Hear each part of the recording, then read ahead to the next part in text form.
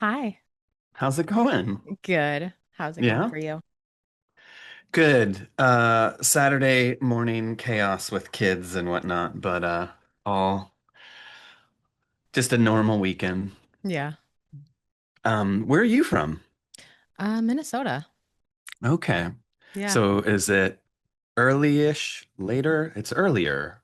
No, Yeah. it's later? It's It's earlier. it's earlier. It's 10 o'clock right now. Good morning. Good morning. It's almost afternoon for you. You know, it is almost here. We're Yeah. not there quite yet, in theory. Yeah. How is the weather out there? Oh my God, it's so rainy. It's so gray and fall and chilly. Um, these are all good things. Yeah. The weather is finally dropping here. It's Hmm. been between the 40s and the 60s, and now I think next week the highs are going to be 20s. So, Highs. Oh my yeah. God. Yeah, now it's finally going That to drop. I'm not, I don't envy that. I'm not ready for it. I still want a little bit more of fall. It's not happening. I'm so No. sorry. It's okay.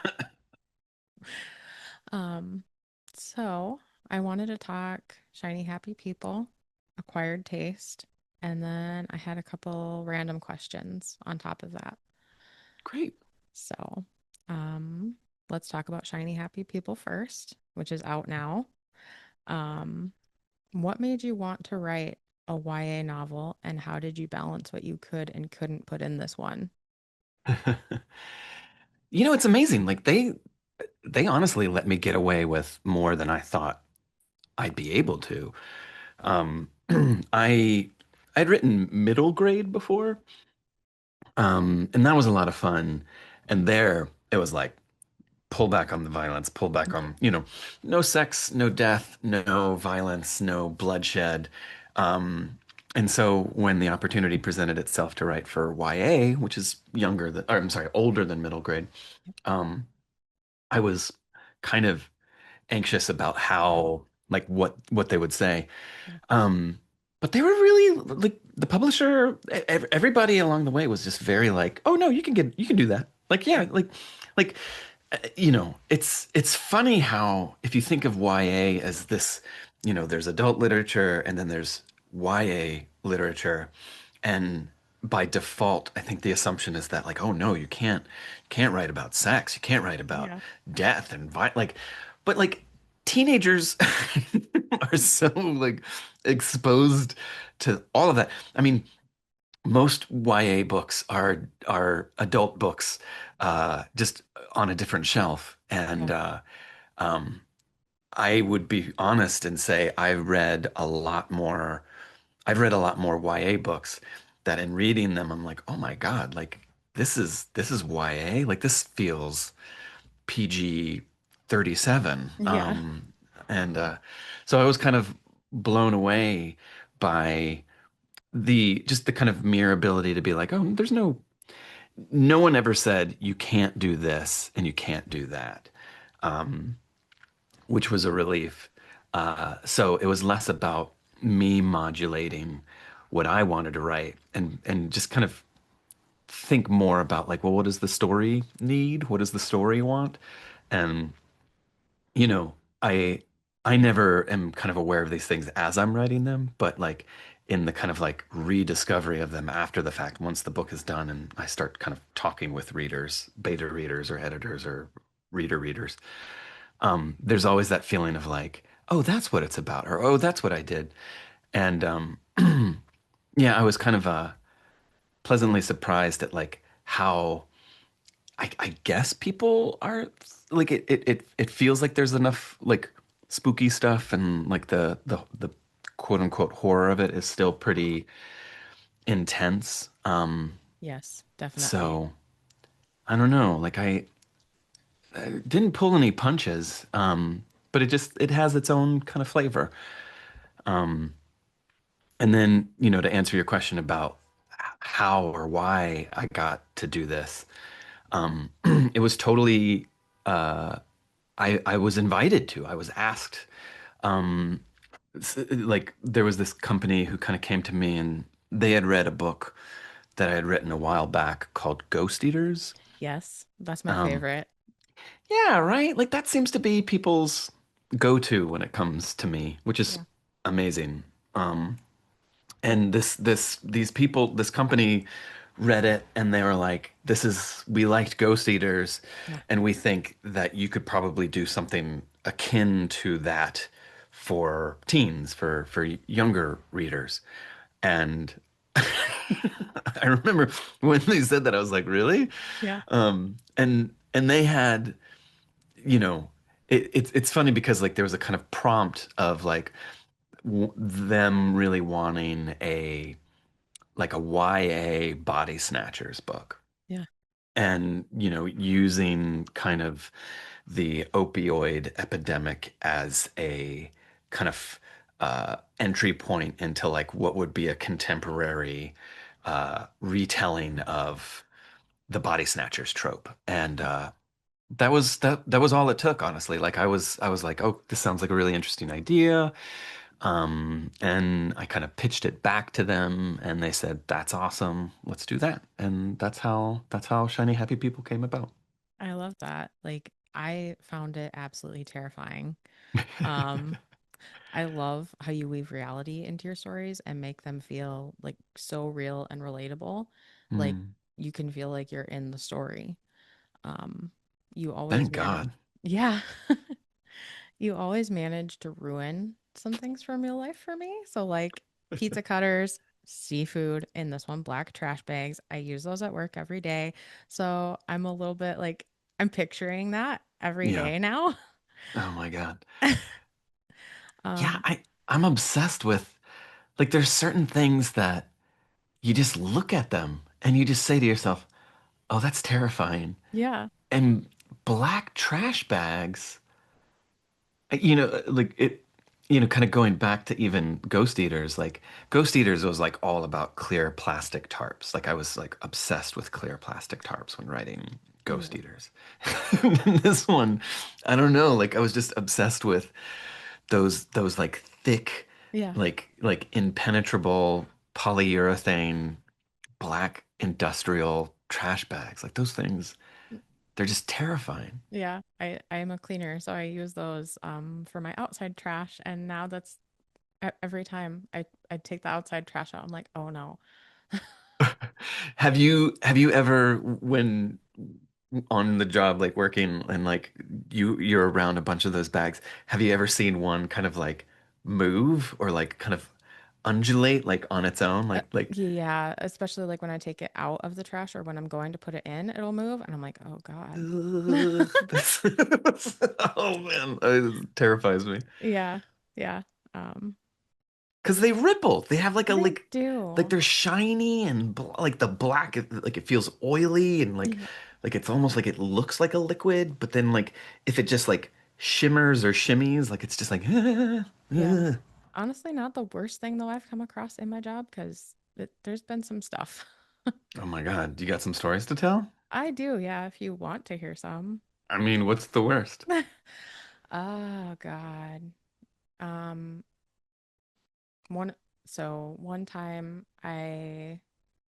this would probably be the worst, but one time at my old job, the nursing staff didn't tell me that someone had passed away in the ER. Uh-huh. We didn't have a technical morgue because we were a small county hospital. Okay. And I went to clean the decontamination shower room, Uh-huh. and there was just a dead body there. Uh, I was very freaked out, and I went and I kind of chewed out the nursing staff because I'm like, why did you do that to me? Why didn't you tell me that I was going to walk in on that? You knew I was cleaning that room. my God, why? Yeah, but that's probably the worst. Fair. That's I that's enough. Yeah, I mean, I've had some other stuff happen. I mean, I come into contact with like bodily fluids and stuff like that. Um, not so much now, but I used to on the regular. Yeah. Oh my God. Um, Terrifying. Yeah, Part of life though, yeah, it's yeah, amazing how like at a certain point you have to kind of accept that like, oh, this is life is happening and yeah, life has life is a little icky and intense, and Just who needs spooky stuff when the world has its own kind of like creepiness kind of yeah. embedded, baked into it, right? Honestly, though, horror kind of is like that outlet for me that lets me kind of process the trauma and the just everything that happens in real life. Like, real life can be a lot, Hmm. but then being able to go into horror and read that and watch that and experience that, it kind of is like that outlet where it's like, yeah, I can see reality in here, but it's a safe place to Yeah. experience it. Oh, absolutely.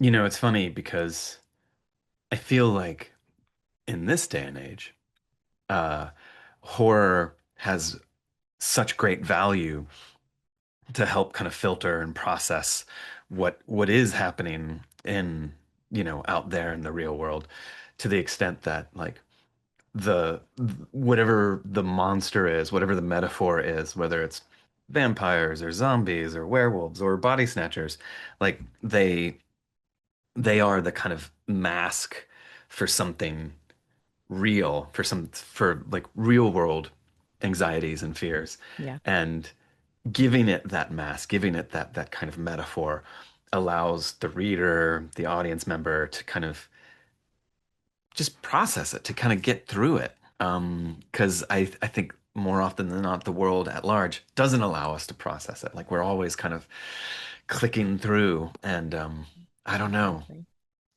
It's good to have monsters every so often. Yeah, exactly. Like, wake up and open your eyes was a like it was perfect and the timing of it was perfect. Um, I'm relieved to hear you say that yeah, because that's a doozy right there. That yeah, one. it is, but it having like family members that are, you know, not great, um, it kind of helped like see like this is kind of the bullshit that we're dealing with. Hmm. And it's kind of nice to be able to see like all of this stuff in this one place and see like this is what's happening. It's not right. But like you're able to like put that into words and make a novel out of it. And it's just, I don't know, for me, I feel like that's another favorite of mine, Yeah. like of yours. Amazing. Yeah, I don't know. It would be nice to get to a point where that this is all in the rear view mirror. Honestly, yeah. Like Yeah. this year has felt like it's already been a decade. And at the same time, it's, I don't know. It I feel like we're living in a fever dream. Yeah. Yeah, that book came out in January and it's Yeah. November. And Yeah. I feel as if I've aged 10 years in that Yeah. time. For real. For real. Um, let me see here. My next question was going to be, do you start with parts of real life events and items that you kind of want to incorporate, or does that kind of flow into your writing process as you're going? A little bit of both. I mean, with Wake Up and Open Your Eyes, it started very much with like, this is what I want to write about. This is what I want Yeah. to talk about. Yeah. And you know, it was right there for the taking. So like I just started, dove in, and let that story tell itself. But with like something like Shiny Happy People, it's a little, I don't know if subtle is the right word, but Yeah. it's the issues, kind of quote unquote, uh, aren't necessarily the kind of driving force as much as like the characters. Um, even with like Ghost Eaters, like I want to write about addiction and I want to write about uh, grief and letting go, but excuse me, it's not so much that I'm like I must write about addiction with a capital A. Yeah. Excuse me, my throat's rough, but I did want to, I if you let the characters kind of lead the charge, uh, you can kind of speak to those issues, those topics that are at large. But in a way that feels more character driven as opposed to concept driven. Yeah. Um, Wake Up and Open Your Eyes is nothing but concept. Like characters definitely take a Yeah. backseat to the kind of driving mandate. But that's just what that book needed to be. Yeah. Um, you know, I try, and I think better writers always lead with characters, and the concept, whatever those core themes are, they tend to kind of bubble up on their own naturally, organically. Um, so you gotta follow character. Yeah. I honestly I love both. Like I love the character focus and then I also love having that the way Wake Up and Open Your Eyes kind of played out was we get to see it from multiple angles Hmm. and I enjoyed that. Yeah. I mean, like we live in this kind of era where like there's always that conversation of like, well, I didn't really like this character, or like likable protagonists, or having a character that you can either kind of root for, or sympathize with, empathize with.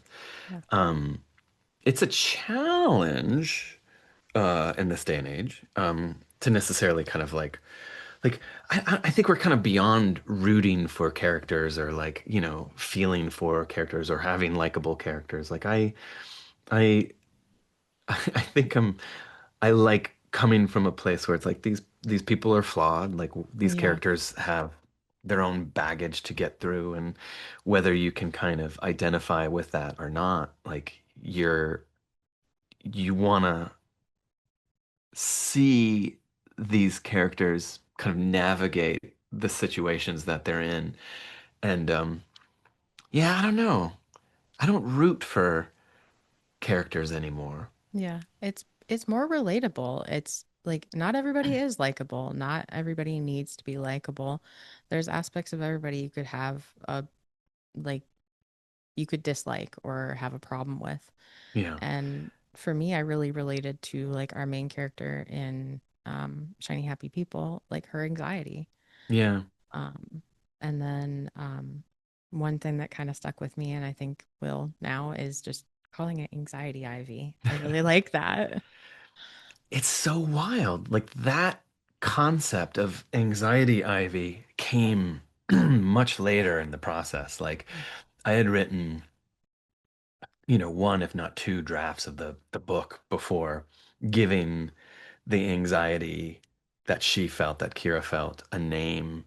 Um, and I thank God for finding it because that really has been uh, one of the kind of key factors for people since like for those who read it, like that, like anxiety ivy just seems to be something that people really hold on to, which is amazing because it was it came at a point where the story was done, the book was in essence like formulated, Yeah. but there was like this one, like there were a couple like missing beats, and it was like, well, what, like Kira has anxiety, she has this kind of need to kind of like hold on with like an iron grip to her like her anxiety and like make it feel as if like she's tamping it down, and like she doesn't want to let go because if she lets go it like that's when the chaos kind of reigns.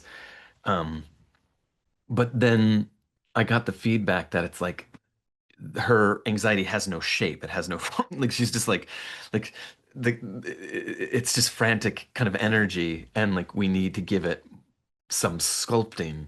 Mhm. And that's when the notion of anxiety ivy came about, which is so silly or surprising because like the whole book has this motif of ivy and plants and vegetation, Yeah. so that then to give that the name anxiety ivy to something that has been there, it's like the idea was like staring me right in the face the whole time, and it wasn't until I blinked and paid attention that I like plucked it. Yeah. I love it. I think it's a perfect descriptor for that. Um, my next question was going to be specifically there are a lot of references in this novel, and I felt a nod to Ghost Eater specifically. So I I'm glad I was right in that. What media did you draw inspiration from? Oh my God. Uh, all the Body Snatchers movies Yeah, and the books. Like, you know, I I reread Jack Finney's original novel, even like Heinlein's Puppet Masters, and there have been great novels that have kind of tapped into the body snatcher aesthetic or motif. But I mean, if I'm going to be completely honest, and lazy, it has everything to do with the movies. yeah, The 1950s one, the 70s one, definitely the 70s one. To me, the gold standard will always be the Philip Kaufman, Donald Sutherland invasion of the body snatchers. That is truly just a genuinely terrifying film to me. But Abel Ferra's 90s version is great. And even The Faculty, maybe not Nicole Kidman's recent one, Invasion, but I'm such a purist and a completist that I have to I just sat down and watched all of the Invasion of the Body Snatcher films and remakes and reduxes and uh, you know disturbing behavior. Like it kind of skews into the Stepford Wives zone. yeah. So tapping into that vein also. Um, it's just whenever I start a project like this, I it is honestly just an excuse for me to uh re-imbibe and absorb and live within these kind of familial predecessors, that kind of exist within the genre. It's If you're gonna amazing. write a body snatchers book, you Yeah. gotta imbibe your body snatchers stuff. Yeah. I'm gonna out myself here. I've never watched any, and now I know what we're doing this weekend. I, Oh, I now it's I never know too what late. we're Never too late. that we're gonna watch those this weekend, I guess. Um, Please let me recommend. I mean, there's so many, Yeah. but every readers have kind of called out The Faculty and Disturbing Behavior as the kind of like there's a lot of 90s vibe in this, Yeah. which is shameless because I'm 200 years old and I was growing up in that era, and the 90s permeates the book, which I is what's that? I love the 90s, so it was amazing. I I appreciate the 90s. Yeah. I don't know if I loved the 90s, at Okay. least in terms of the output. Um, I definitely err more towards the 80s as having the kind of impact on me. Yeah. But there's something so sleek and polished, or what the kind of day glowness of the 90s that always kind of uh I don't know if it enamors me or bothers me, but I'm just always there's something to say about the high, everything just feels vibrant in the 90s to me, Yeah. like the color scheme, um where the 80s was much much more granular, for whatever reason. um but if I can recommend that, if you watch Definitely. one Body Snatchers movie, please let it be uh Donald Sutherland, uh Cartwright. Yeah, me. Oh my God, I'm blanking on what her name is. Uh, it's the 1974, maybe, written and directed by Philip Kaufman. It's it's it's the one, You got for it. me. That that okay. Narrows it down. That'll be what we'll watch. You're gonna watch it and you're gonna be like, not so much. Didn't like that one. No. I love it. I love it. Yeah. Yeah, it's scary. It's Yeah. scary. I I love all like so I kind of found horror as an adult more so. Mhm. Because of how I grew up, I didn't really have any experience with any sort of media.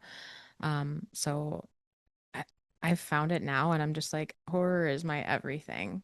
So I kind of force it on my husband. He's not huge into horror, but Hmm. I'm like, we're watching a horror movie this weekend, or this is what I want to watch. He's more into like sci-fi, or realist type stuff. And I'm like, no, I want to watch a horror movie this weekend. So Well, then Invasion of the Body Snatchers is perfect. Like yeah, Body Snatchers is like the perfect kind of horror sci-fi combination because yeah, it speaks to the kind of the extraterrestrial, the kind of like something from another world kind of uh yeah, I and it's terrifying.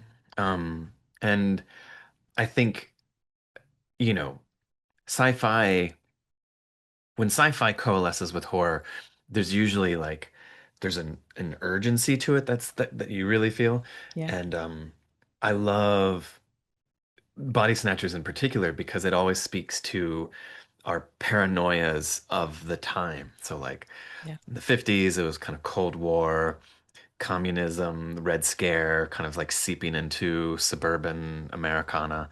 Um, and then in the 70s, with the Donald Sutherland version, it's like, the kind of hippie generations kind of ebbing into the yuppie generation. So yeah, it's that weird kind of like in between tension of like the feel good years are slipping away into more of a therapeutic kind of me yeah, you know, precursor to the 80s with Reagan and, but it like, I think it capitalizes on that like strange in between period of like people are changing, like they're letting go of that like the Woodstock era and entering into more of a uh, touchy-feely, uh, like uh, like like the therapy of the time, the kind of psychology of the time is like shifting the mindset, which in of itself is really kind of interesting.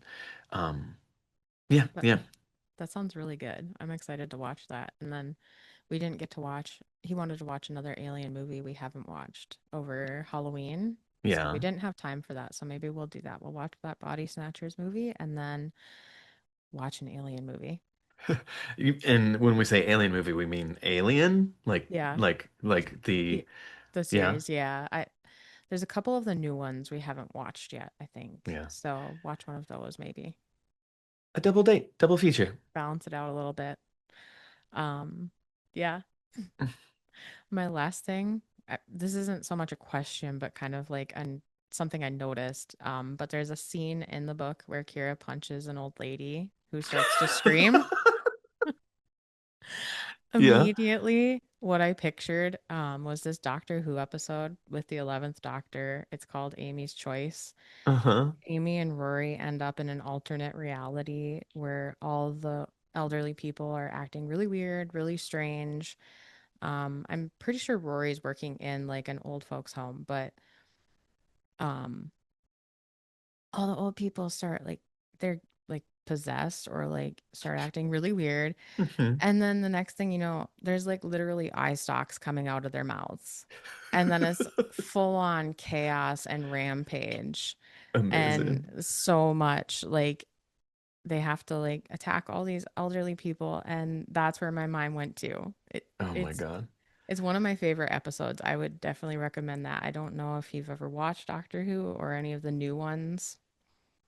I flit in and out. I'm definitely not a purist by any stretch, but Yeah. like uh it is amazing that you call me out for that cold cock of a senior citizen, which you know, I kind of forgot that I'd even done that until you say it. And I'm like, oh Yeah. God, like what have I done?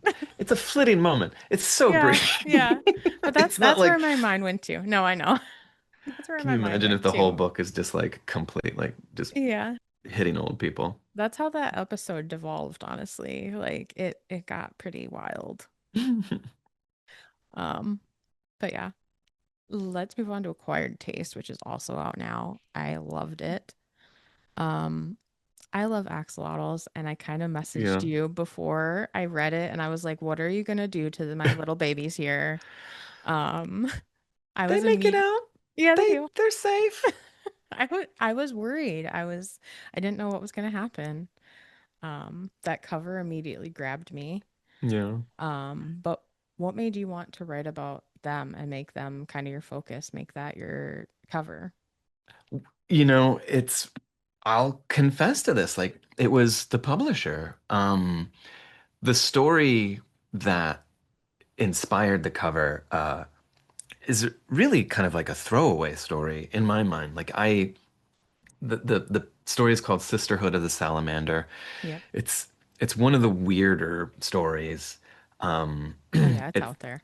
it's out there, and I mean, it's about a convent of salamander worshiping nuns, and which has its root in like an actual, real historical event. Like Oh really?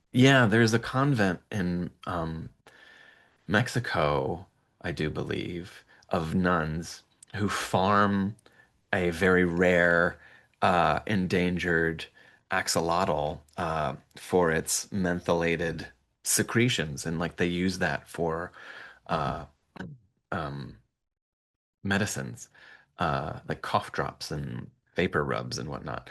And I read that article. It showed up in like the New York Times, and I was just like, this is bonkers and Yeah. needs to be a story. And the story is like, it's really like, I don't know. Like, I don't want to make a judgment on the story, but like the story's fine. But it's not like the radio hit. It's not like the story demands like, oh, like this is my favorite story. Like it's like a weird little story. So Well, I then, I really enjoyed it. yeah, Yeah. amazing. Yeah. Well, you're biased because you have Yes. axolotls. So like, Yeah. it, Oh, I don't have like pet axolotls, but we funny enough, my husband has a coworker who actually has axolotls, and I've been like meaning like I really need you to let me go there and see these because I've never seen them in real life. hmm I can't imagine having like, I, yeah, like a bunch of axolotls. Like that just seems intense to me. Apparently, they're a lot to take care of. I believe it. I believe it. Um, but like in when my publisher Titan was like, here's some mock-ups for covers. Like they did like three different ones, and oh, am I gonna be able to remember what the other ones were? I can't. I think maybe one of them was for mm, like maybe Nail on the Head. And I just can't remember what they were. But like the axolotl one was the most like arresting and most like, huh? Like what is going on here? Yeah. And we all kind of gravitated towards that design of the three mock-ups that they did. But I was nervous, like anxious because I felt like, oh my God, like what are we positioning this book as? People are going to like look at this cover and they're going to be like, is this book about salamanders or, like what are like, I thought it was going to be leading readers astray because it's going to put this like spotlight on a story Yeah. that in my mind is like a B-side, maybe like a not an A story, but like you know, Yeah. it's kind of on the opposite side of the coin. And I was nervous about it, but like my publisher, we all kind of agreed that it was the best cover. So we're like, all right, let's do it. And I was like, oh man, here we go. And then the cover, we did like a cover reveal, Yeah. and people just went gaga over I that. know. Like I have like right over there, I have like a pile of axolotls, like stuffies and Yeah. crocheted. Like people just give me axolotls now, which is amazing. I I love love it. that. It's so cool. Yeah. But I like I always feel like I've given people a false bill of goods because I don't know, that story's just like eh, you can kind of take it or leave it. Yeah. I don't think so. I don't think it was like false like leading or anything because I feel like that's going to pull people in one way or Hmm another, whether it's for that story or for, the whole of the collection. Like, Yeah. I feel like it definitely caught my eye. I mean, I am so lucky because it is a very eye-catching cover. Yeah. Um, the challenge then is that I have to make sure that the book is as good as the Yeah. cover. D Um, One that really grossed me out and left me feeling like I had to take a step away from the book for a minute. mhm. Um, what the hell was debridement? As soon as you started saying what you were saying, I was like, it's gonna You be knew which debridement. one, I was yeah. like, it's gonna probably be debridement. Um, yeah, that one's rough. Like I I know that smell and like that like yeah, and I'm just like, "Oh God." Do you have to deal with that at work as well? Is that A something that, little bit because you get yeah. that in like biohazard bags and stuff like that. Ugh. But Oh my yeah, God. so I'm just like, oh, I had to take Mm-mm. a second. I'm like, oh my God. Yeah, that's But a the gross one. the ending scene was what really got me. I was like, is this where it's gonna go? Is this where it's going? Oh my God, what are you doing? I know, I know. And it goes there pretty quickly. It It's a little does, bit like, but it's amazing. And I kind of found out like through this collection specifically, like my I feel like I kind of narrowed down my favorite like subcategories of being like body horror and grief horror. oh wow. Yeah. Yeah, and that one kind of does both-ish Yeah. in a way. Um, yeah, Fangoria published that story in like 2018, maybe. Oh, really? Um, yeah, and to me, like the story is in essence about a marriage and in part like a family kind of dissolving, breaking apart by way of this one event, this one accident that happens that like pushes the family into kind of their respective corners. And it just so happens that that incident is in fact a flesh-eating Yeah. bacteria, which, you know, it on the surface you have this very kind of grotesque, very visceral kind of like uh motif that is chewing away Yeah. this member of the family, but in effect, it's also chewing away at the family kind of dynamic of mother, father, daughter, husband, wife, and this poor woman who is dealing with this flesh-eating virus is like feeling so lonely and kind of like isolated from the rest of her family who have kind of rejected her or kind of like Yeah. pushed her away. And she's just kind of lonely and desperate for human connection. And she just so happens to find it in the most inappropriate way. Yeah. And it's so gnarly. Yeah. And yeah, like people have a tough time with that one. And I understand it. Yeah. I'm like, yes, yes, please have a hard time with this one. Yeah. Yeah. Definitely. Um, I really love seeing Stay on the Line make an appearance and Mm-hmm. that because that was actually my first experience with your writing. Oh man. Thanks to B. Mandy Reeds. She introduced Oh, me and I was hooked ever since then. that's Um, awesome. God, yeah.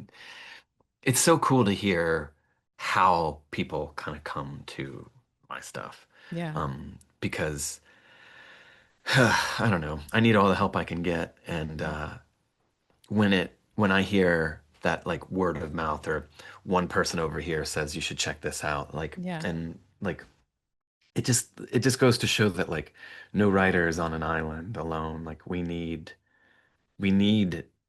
help and like, Yeah. getting word out, spreading the word. Like it makes all the difference. So be Mandy Reeds, thank you. Yes, she's amazing. Yeah. I also really enjoyed Baby Carrots and Knockoffs when I first read them as chapbooks hmm for a book club. I was excited to see those here too.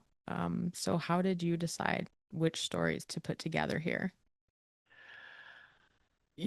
When Titan and my editor over there, uh, chap by the name of Daniel Carpenter. Uh, we got to kind of talking about putting together a collection, and I honestly can't remember the exact number, but it was probably somewhere between like 30, 40, at an absolute most 50, but I think that's pushing it. Like under 50. Like stories that I have published between 2017 to now. And all of the stories had, except for one, had kind of existed somewhere else. And I've had the really good fortune of like getting into a lot of anthologies or magazines, and but I was like sitting on a cache of just stories that weren't going anywhere. I wasn't doing anything with them. And but let's say like it was like 30, 35, or 40, somewhere in there. And I kind of dumped them to Daniel, and I was like, this is what I got. Yeah. And we kind of weeded it out, the ones that were just like, bleh, this story sucks. And like, like there was a kind of initial cut, and then like certain familiar themes or kind of like reoccurring themes and motifs kind of started bubbling up, and it became clear like what stories kind of coalesced, like went well together. And if there was one that was just like it stuck out like too much, like it was just like not kind of coexisting in this world, those stories went too. And yeah, I mean, like ultimately, like I think we maybe cut somewhere between like 5 and 10, and boiled it down to 25. Yeah. And of those 25, you we we were wondering if we should have narrowed it down to 20, like get an even cleaner cut, more concise cut. But like, I don't know. I wanted the 25, and Yeah. they let me. So that was very nice of them. I feel like everything flowed really well together. Yeah, right? Isn't that Um, it's nice that when that happens. yeah, that last I was trying to pull up the full title of the last story.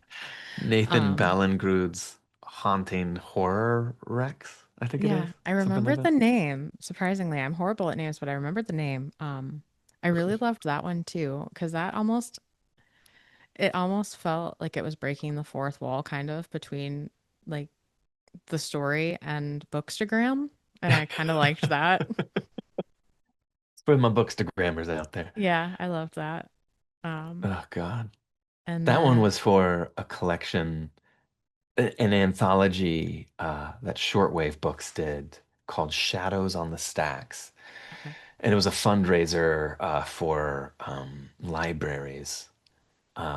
My God, like I can't remember. Like it was when libraries were really kind of facing the wrath yeah, of book banning and budget cuts, and which seems to keep happening. But at that time, Alan at Shortwave wanted to put together an anthology that like helped raise money for this. So all those stories had to deal with like books, like books either being banned or like dangerous books. And yeah, I am a fanboy of Nathan Ballingrud, so I wanted to pay him lip service, whether he nice. wanted me to or not.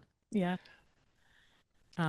I'll definitely have to check out the collection. Um, Check out Nathan's stuff too. Like Yeah, his, oh my God, North America and North America's Lake Monsters is an astounding collection of short stories. Like that, like honestly, one of the best horror short story collections to come out in nice.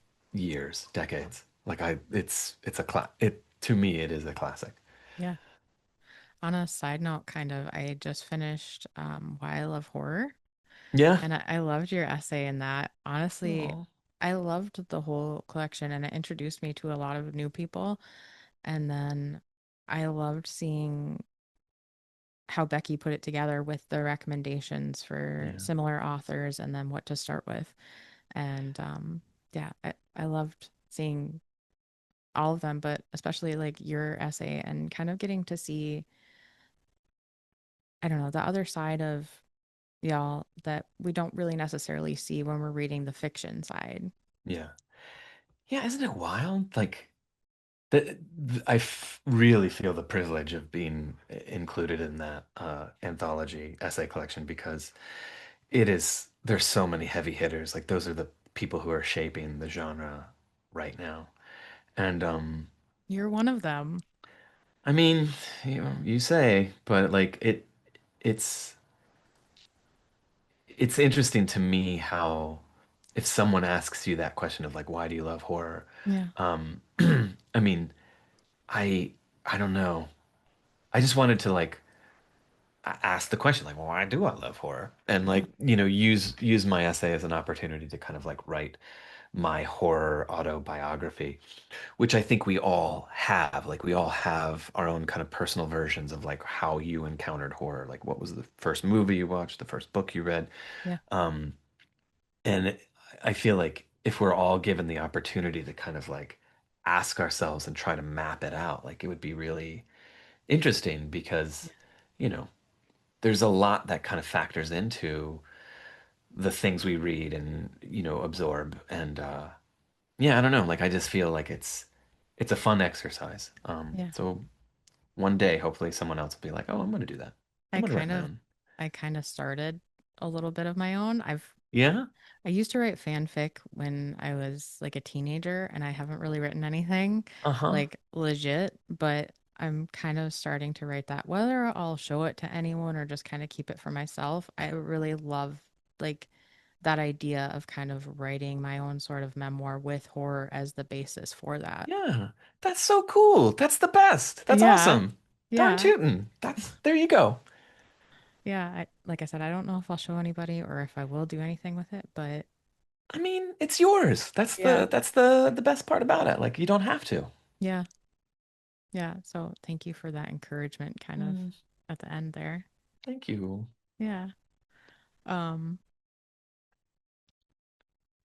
the last book I kind of wanted to talk about was Devil Inside. Oh, Um, all Next right. year we're getting a romance. Yeah. How did you get there? Tell us what we're in for with your first horror mans. Oh my God. We're in for trouble. Or I think maybe I'm in for trouble. Uh, there's this great editor over at Mira, Harlequin. Her name is Emma Cole. And for a while, she had been kind of, reaching out and this being like, hey, have you ever, because she read this book I wrote called What Kind of Mother, which has certain threads of like romance, kind of like weaving throughout it.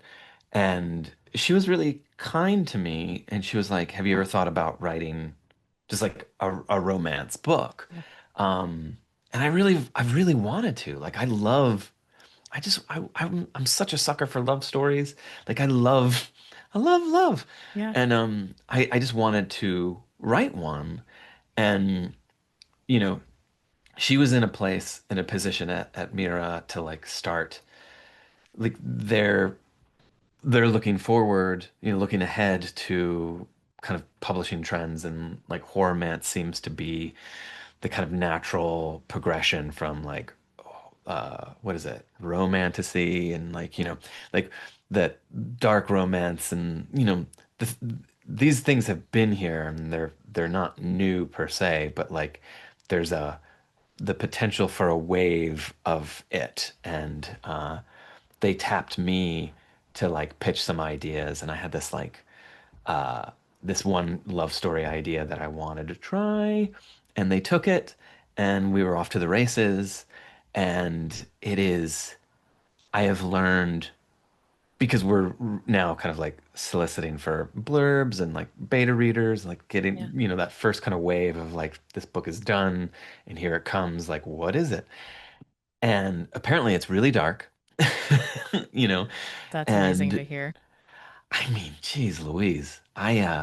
I love dark romance, so I'm super excited because that's kind of my triad is horror, thriller, dark romance. and Yeah. romance. So I'm excited to see what you do with this one. God. I'm like I I realize that I'm usually the last to know what I've done. Like Yeah. in writing these things, I'm it's a certain kind of blissful ignorance, and I have to own that. But like I like there's never the mandate of like it must be this or I'm gonna do this. Yeah. Like it's like I have this story to tell, and then I tell it, and then I'm kind of like, what is it? And this one turned out to be a lot darker than I think either I or my editor had kind of anticipated. So now it's kind of like, whoa, here we go. No, I that's good to hear. Yeah. Yeah. Okay, as long as you say, as long as you're Yeah. still talking to me after you read it, like that's the Yes. litmus test. Yes. I'm super excited for it because Mm, like I see romance authors going into the dark romance and kind of like one of my favorite dark romance people is Bryn Weaver. okay. And like Butcher and Blackbird, Yeah. Lover and Lark. So I'm excited to see you as an horror author kind of coming into that. So from the other direction, if that Yeah. makes sense.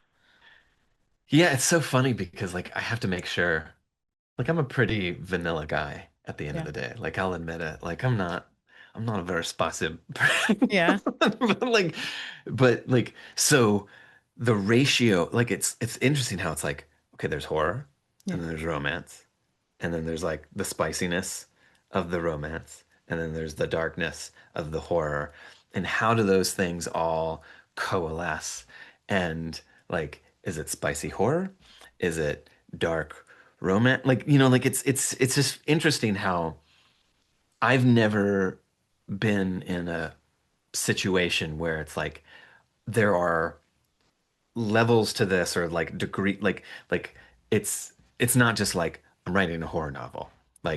like it like there are facets to romance that one must adhere to kind of exist within this spectrum. So I a happily ever after in this book might not be your happily ever after, but it Yeah. definitely is for the characters within the story. Yeah. And yeah, it is wild.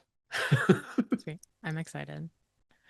Um, on a side note, I saw we're getting a Ghost Eaters movie adaptation. Do you know Yeah. how freaked out I am about that? Like, I am so excited for that. Are we able to discuss how that came about? Yeah. I mean, oh God.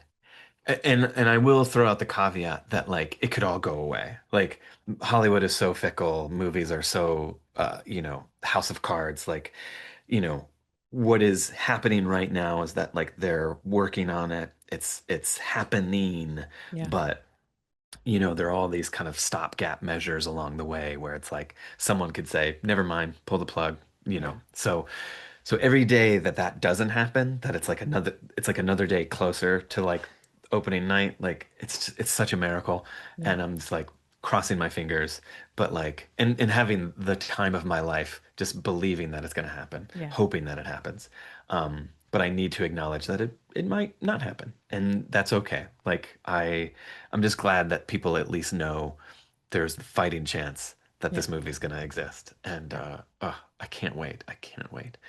Um, but yeah, like it's a little boring and kind of insidery baseball, but like almost like right out of the gate, uh, the film rights for Ghost Eaters just got snatched up by Yeah. somebody, and they held on to it for a couple of years, and it got closer. Like there was like there was a writer attached, there was a director attached, there was a script, there was like drafts, and then that stopped. That went away like after 2 years. And it was like all the hope and then like the rug got pulled out from under me and it was really sad. And because you want these things to happen. You want to believe and I totally got my hopes up.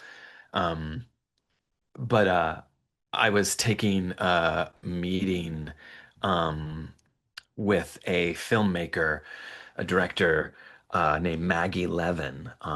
because I wrote a script, a spec script for a movie that we're working on together that she's set to direct.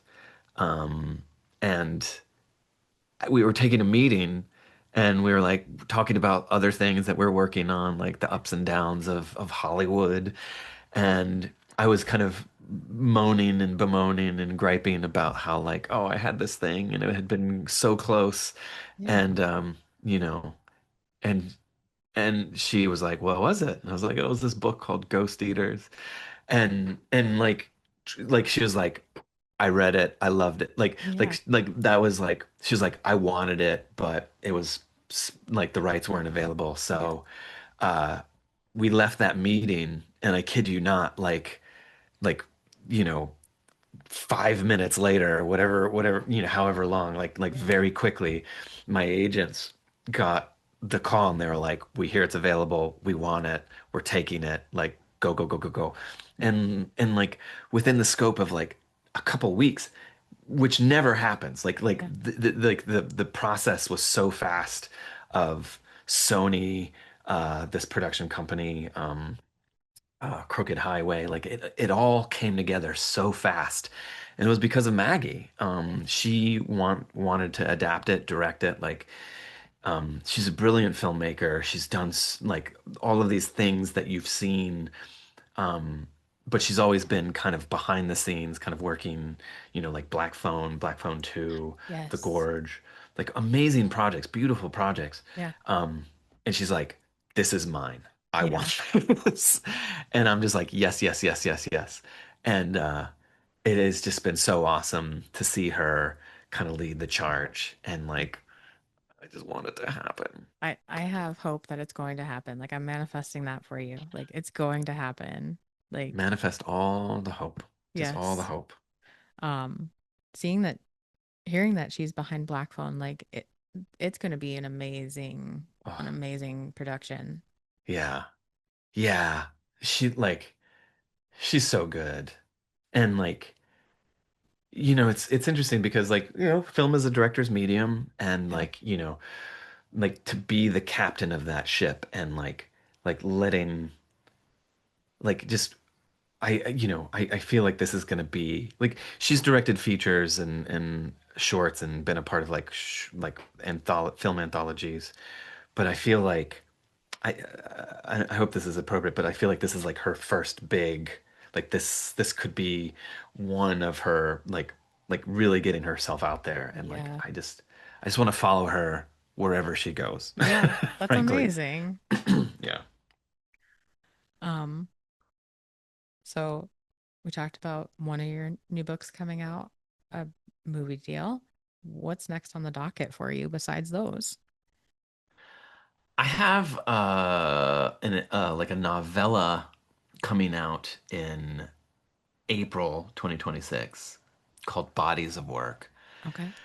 And that is a weird one. It's weird and it's dark, and I don't Yeah. know. I have no idea what people are going to think of that one. Yeah. I'm nervous about that one. And then Devil Inside in August of 2026, and oh my God, like I'm nervous about that one. And then right now I'm working on a novel called Mr. Lonely Hearts. Okay. And it's going to be my first book with Tor Nightfire. Oh, amazing. Yeah, I'm so excited about that. Like I'm waiting to get feedback from my editor, so like I've turned a draft in and I just hope they're still talking to me afterwards, but like that will come out in February of 2027. Oh, cool. I'll be Yeah. I'll be refreshing my NetGalley to see when those are available. Oh man, before you know it, Yeah. 2027. It feels Yeah. so far away and yet so close. Too close. Yeah. Yeah. Finally, can you give me some book recs or tell me the last book that blew you away? Oh wow.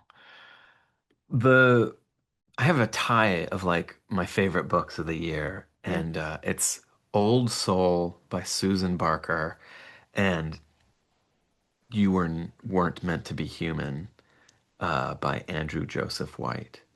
I have And that one on my TBR. those books are intense. I love both of them so much. I can't stop thinking of them. Um, yeah, I honestly like those are my Rex. There've been some amazing, amazing books this year, but like those two have kind of like stuck in my craw in ways that I can't let go Yeah, of them. perfect. I'll move them up the list. Yay. Um, well, thank you so much for meeting with me. Thank you for having me. Thanks Yeah, for wanting to talk. Like it's honestly like it's a pleasure. It's a privilege to like chat about books, yeah, especially mine. So like I feel, I really appreciate you taking the time and wanting to. yeah, of course. This was amazing. Um, and if I don't know if this is a little presumptive, but if you'd want to meet again, like once some new books are out, that would be cool too. Honestly, all you gotta do, you know where to get me. I'm Yeah, here. I'm not going anywhere. I will yeah, be in this room. cool. Just say the word. Yeah, cool. Awesome. Stay warm. Yeah, It's gonna get cold out there, yeah, but you too. I'll talk to you soon. Sounds good. Have a good rest of your weekend. Yeah, yeah. Here we go. Yeah, All right. Happy Thanksgiving. thank you. You too. All right. Take care. Bye. Bye.